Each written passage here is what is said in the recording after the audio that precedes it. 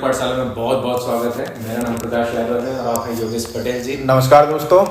Yogesh sir, topic आज बताइए, आज क्या हम लोग ऐसा नया करने वाले हैं? सर टॉपिक आज का बहुत सिंपल है, बहुत सरल है, बहुत सहज है। आज अपन टर्म इंश्योरेंस के बारे में बात करेंगे, जो सुनने, देखने, बोलने के लिए बहुत सरल है। हाँ, बट उसके समझने के लिए थोड़ा बहुत सारे लोगों को समझ में भी नहीं आता, तो हम लोग उसके बारे में आज का जो टॉपिक है वो टर्म इंश्योरेंस है। टर्म इंश्योरेंस क्या होता है, क्या चीजें ध्यान रखनी होती है उसमें, और कैसे ये काम करता है, उसके बारे में हम लोग बात करेंगे बेसिकली। तो सर टर्म इंश्योरेंस से हम लोग टर्म इंश्योरेंस से नाम से कुछ चीजें, टर्म मतलब क्या होता है सर? टर्म मतलब एक टाइम वो टाइम आप मानिए कि लाइफ के बराबर भी हो सकता है मेरी। हाँ। मतलब मेरी लाइफ, मेरा टाइम, मैं कितने समय के लिए संसार में हूँ। हाँ। वो टर्म। हाँ। या फिर वो टर्म 20 साल, 30 साल, 40 साल, 50 साल भी हो सकती है। टर्म मतलब बेसिकली ऐसा हाँ। कि टाइम है, टाइम ड्यूरेशन तक का।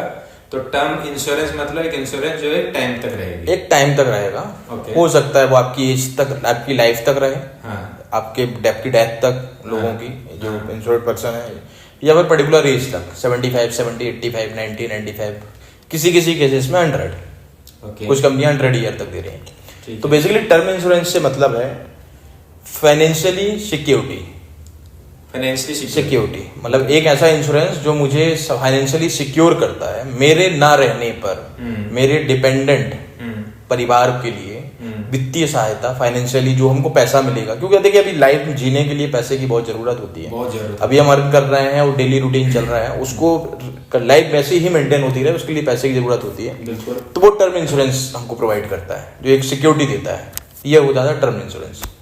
ओके, तो टर्म इंश्योरेंस किसको लेना चाहिए, किस तरह की चीजें लेना चाहिए, मतलब किस तरह का पर्सन है जिसको ये लेना चाहिए? देखिए सर, टर्म इंश्योरेंस तो ऐसा बिल्कुल भी नहीं है कि नहीं लेना चाहिए। टर्म इंश्योरेंस सबको लेना चाहिए, सभी को लेना चाहिए, सभी को लेना चाहिए।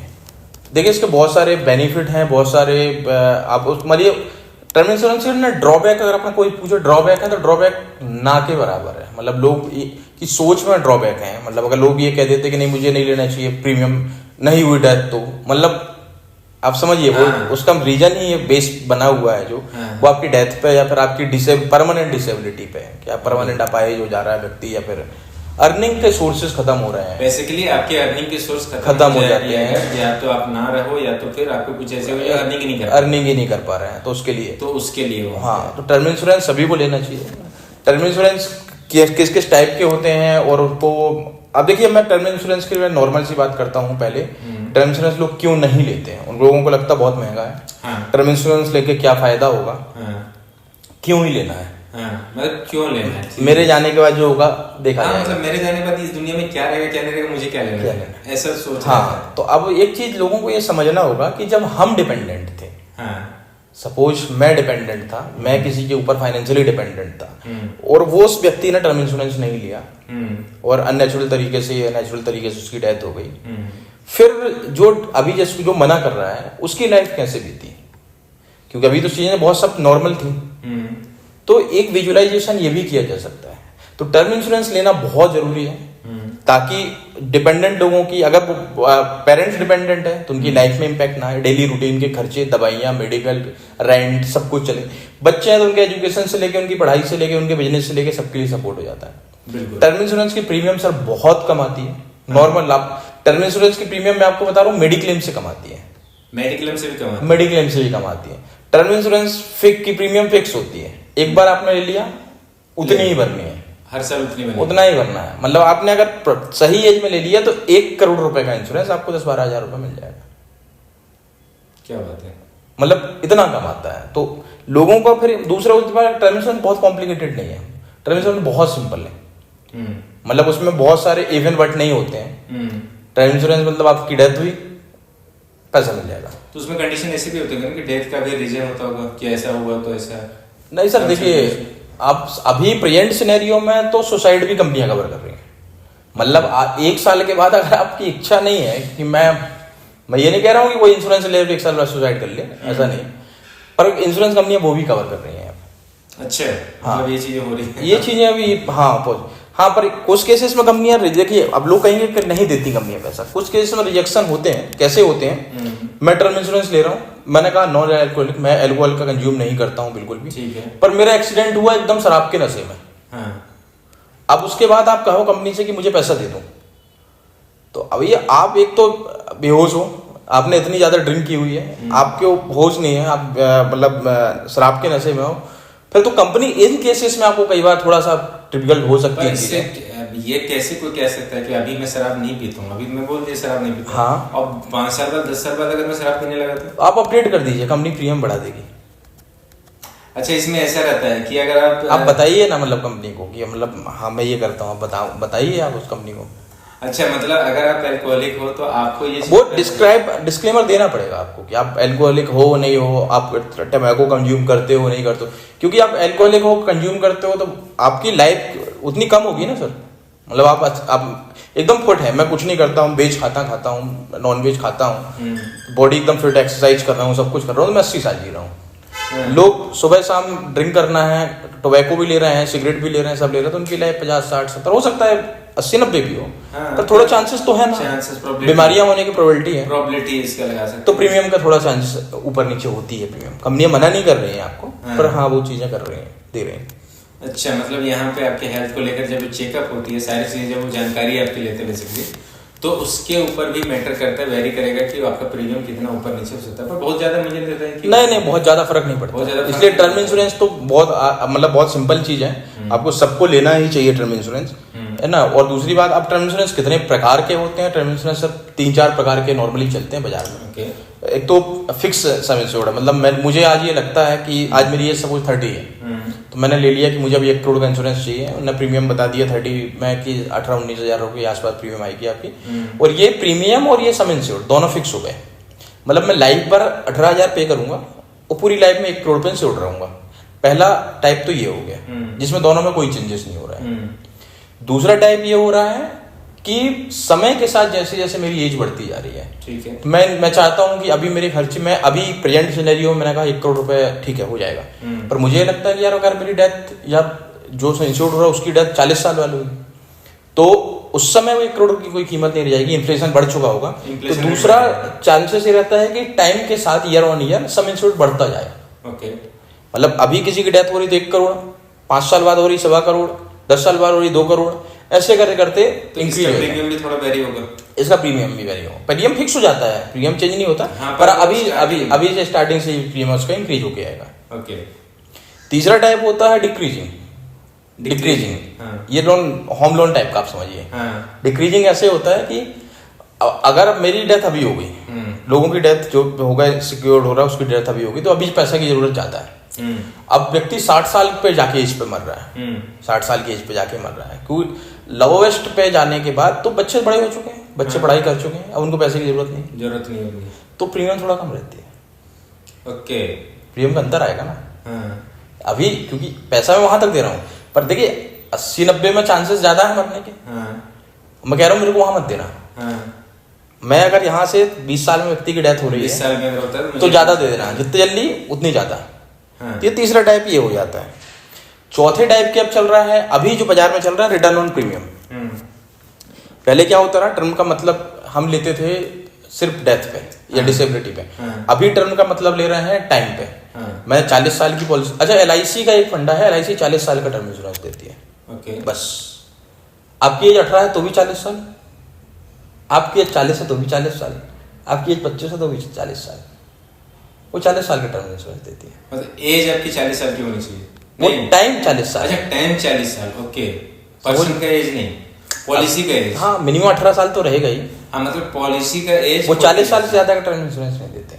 ओके, मतलब किसी की एज 20 साल है, उसने ले लिया तो वो 70 तक कवर होगा LIC में।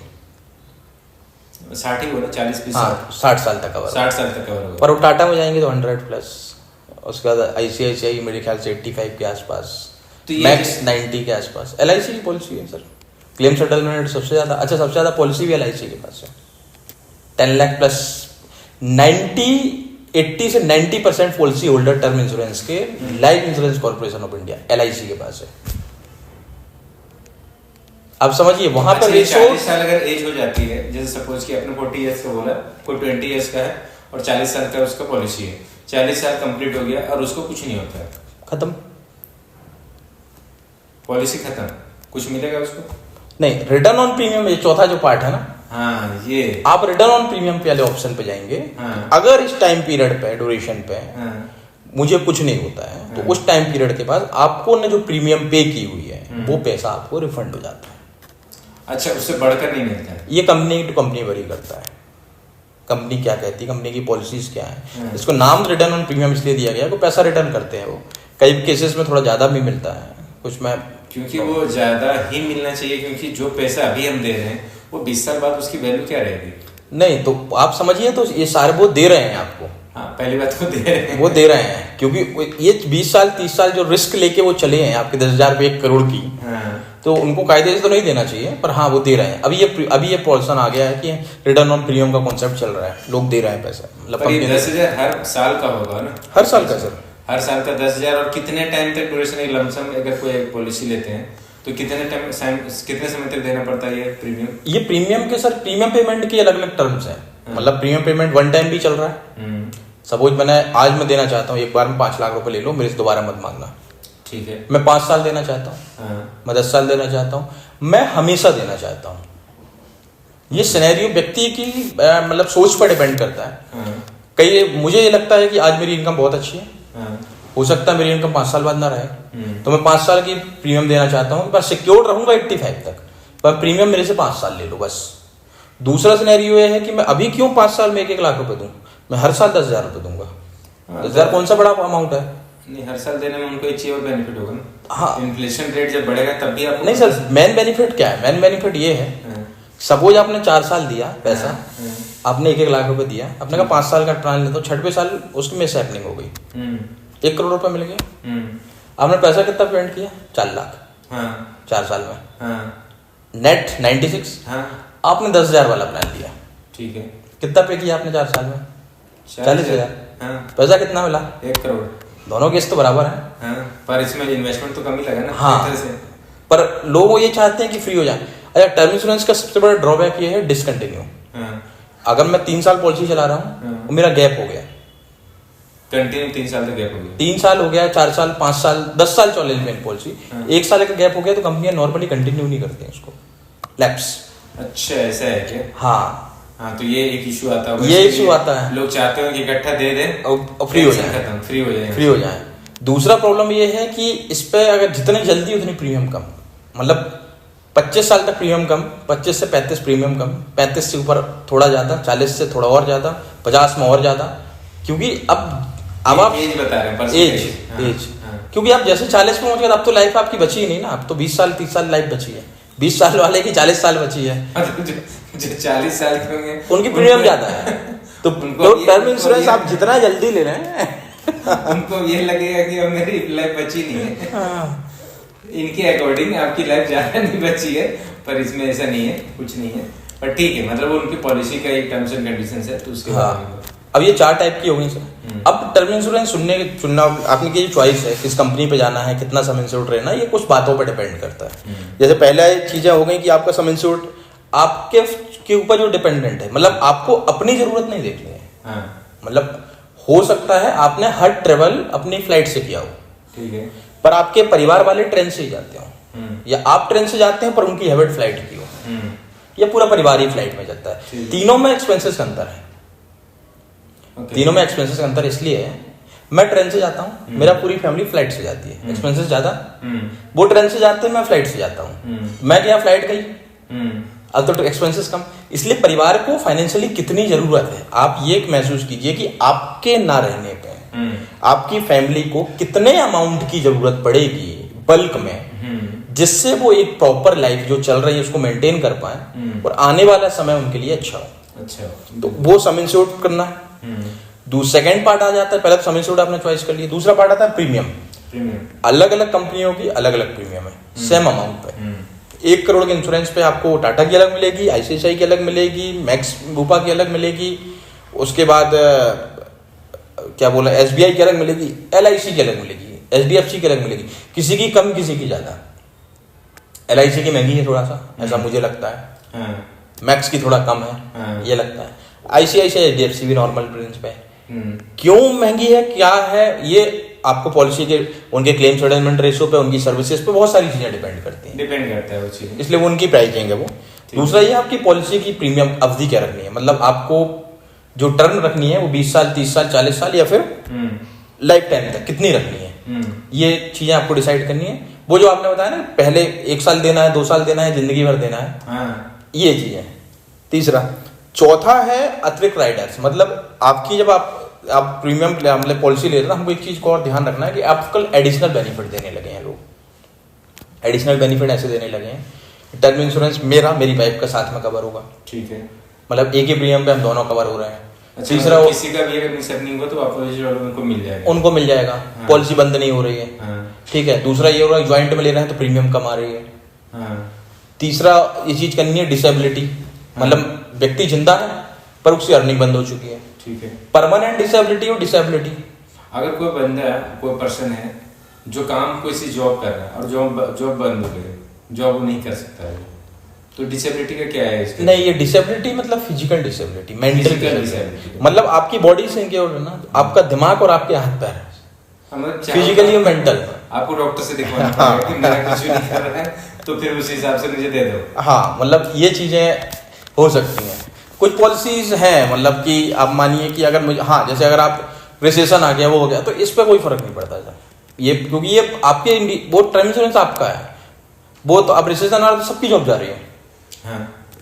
तो वो नहीं है। हाँ, आप मेंटल हो गए, हाँ। डॉक्टर सर्टिफाइड कर रहा है कि आप इनकी कंडीशन नहीं है, हाँ। ऐसी कोई भी चीज जो आपके बस में नहीं है जी, मतलब आप ये नहीं कह सकते ऐसे में तो क्या होगा सर, आज मैं जॉब कर रहा हूँ, मेरी जॉब नहीं लग रही है, मेरी जॉब ही नहीं लग रही है, हाँ। मुझे मेरा पैसा दे दो, पैसे दे दो। ये तो टर्म इंश्योरेंस थोड़ा सा ये है कि बहुत आसान चीज है, बहुत सिंपल चीज है और आपको लेना ही चाहिए।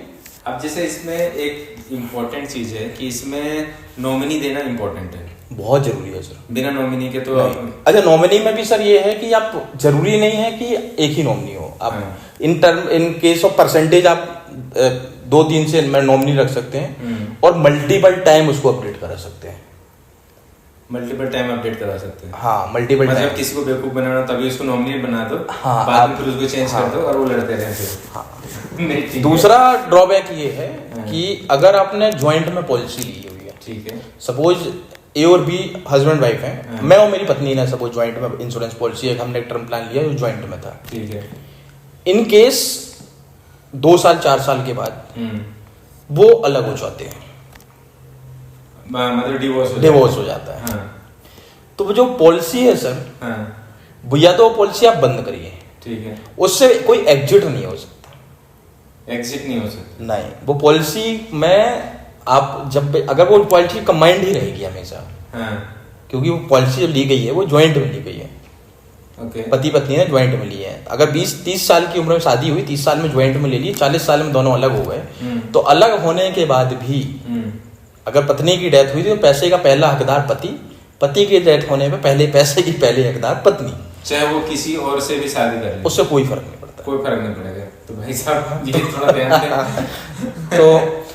तो ज्वाइंट में ऐसा केसेस बहुत मतलब हाँ, पर ये हो सकता है कि आप 40 साल में पॉलिसी डिसकंटिन्यू करते हैं, अगर आपने पॉलिसी कंटिन्यू की तो डिसकंटिन्यू करेंगे तो उससे ही नुकसान है ना। हाँ, उसका नुकसान ये है कि अब उसको नई फ्रेश पॉलिसी, लोग जो ऐसे कर रखे हैं कि इकट्ठा लमसम दे दिया उन्होंने, तो उनके पास तो वो भी ऑप्शन नहीं है डिसकंटिन्यू करने का, उन्हें तो हाँ, दे चुके हैं, तो वो उनका एक दूसरे पे ही है। पर सर जो बिजनेस माइंडेड लोग हैं ना, मतलब मैं आपको बहुत प्रैक्टिकली सोचते हैं, वो सेपरेट पॉलिसी लेते हैं। ये मुझे ऐसा लगता है, क्योंकि अभी का जो हाँ, पर देखते हैं लोग, पर ज्वाइंट पॉलिसी में बहुत बेनिफिट होते हैं, प्रीमियम कम हो जाती है, मतलब प्रीमियम को बहुत अंतर आता है। अगर आपको ट्रस्ट है अपने बेटर ऐप पे, आपको ट्रस्ट है तो आपको ज्वाइंट ही लेना चाहिए, ज्वाइंट टर्म प्लान में बेनिफिट ज्यादा है, और अगर आपको जरा सा शक है तो फिर ठीक है, देख लीजिए, अपने हिसाब से देख लीजिए। हाँ, ये थोड़े से ड्रॉबैक हैं इनके। और अच्छा, इस केस में भी एक चीज है कि आप पॉलिसी बंद करके, मतलब ऐसा अगर आप बंद नहीं करते हैं तो ये ड्रॉबैक नहीं कह सकते हम इसको, अगर आप पॉलिसी बंद नहीं करते हैं तो, क्योंकि अब ऐसा हो जाता है कि भाई 40 साल में डिवोर्स हुआ तो लोग अलग हो गए, तो मुझे लगता है कि 40 साल में मैंने अपनी प्रीमियम पॉलिसी चालू की तो मेरी प्रीमियम अब ज्यादा आएगी। नॉर्मली केस में लोग क्या करते हैं कि बंद कर देते हैं पॉलिसी, डिसकंटिन्यू करते हैं, मैंने अपनी फ्रेश सेपरेट ले लेते हैं, तो चीजें खत्म हो जाती हैं। उस पॉलिसी में चेंज नहीं हो सकता, पर लोग दूसरी कंपनी का, दूसरी कंपनी का, हाँ, तो ऐसा मतलब ऐसा बड़ा इशू नहीं है, पर हाँ इशू तो है। पहले तो माइंडसेट यही है ना कि मैंने दिया इसीलिए 5 लाख रुपए कि मुझे 1 करोड़ मिले। हाँ पहले तो माइंडसेट ही यही ना। दूसरा चीज सर, अगर ये जो भी पॉलिसी लेता है तो क्या इसका मेडिकल चेकअप होना जरूरी है? टर्म इंश्योरेंस के केस में मेडिकल चेकअप होता ही है सर। होता है ना? हाँ, सम इंश्योर्ड के ऊपर भी डिपेंड करता है चीजें। अगर आपका सम इंश्योर्ड कम है, सपोज 50 लाख तक है, तो मेडिकल के कुछ कंडीशंस है। आपने 2 करोड़ का ले लिया तो और चेकअप, कंपनियों के ऑथराइज टाइप होते हैं, मतलब जहाँ से लेबोरेटरी जहाँ भी, तो आपको वो कंपनी कराती हैं। सेपरेट सेपरेट सबके सेपरेट हैं वो।